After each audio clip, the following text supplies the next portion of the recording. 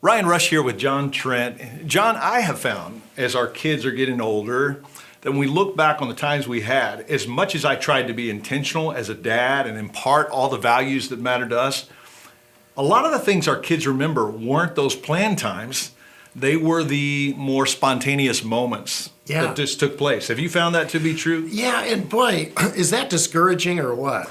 Because you think, oh, I'm going to set up this big event, and this is the thing they're going to remember. And then what they remember is you driving them to practice and having that conversation about X, and it's, and that's why I think, you look at Deuteronomy and it's, when you get up, when you go to sleep, as you go along the way. Deuteronomy 6. That's when you're really saying to a kid, and it's those opportunities, but that can be a little bit discouraging because, you're thinking, well, wait a minute, that means I got to be on all the time.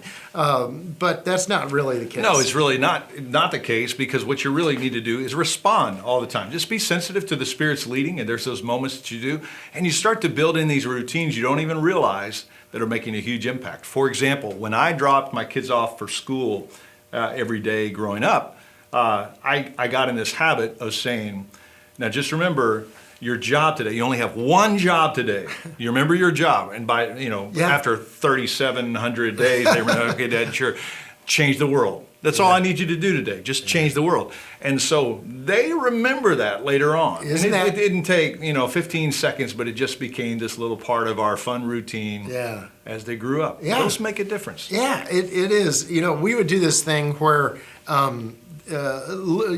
where I would take a tennis ball. Now, actually, you may not want to do this because don't try this if at a mom's listening, they may not. But I would take a tennis, because with some kids, this could be, don't try this at home. Okay, but what I'd do is I'd have a tennis ball in the cup there, in my cup holder, okay? So when I'd pick up the kids, and what I wanted to do is just teach them to be relational.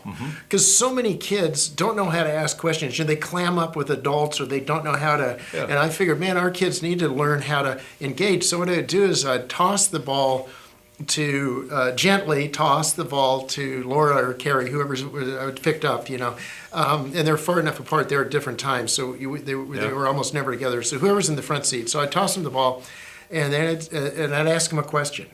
And then they had to answer and toss me back the ball. And then I'd toss it back to them, and then I'd toss it back to me, and then I'd toss it back. And the goal was I would try to answer 20 questions before we got home. So we called it 20 questions. So it was kind of like you starting their day by saying, go make a difference. We did something at the end of the day that was kind of like that. And it's those little dumb things where, again, it's not just the trip to wherever. It's the little things that can make such a big difference. I agree. So moms and dads, we tend to think that it's going to be one big blow-up event that you need to plan, that's going to be spectacular, and that's what's going to change your kid's life. Milestones are great. They're important.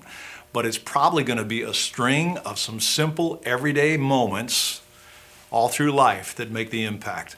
So as you go about your day today, think about the devotions in motion that are taking place all around you.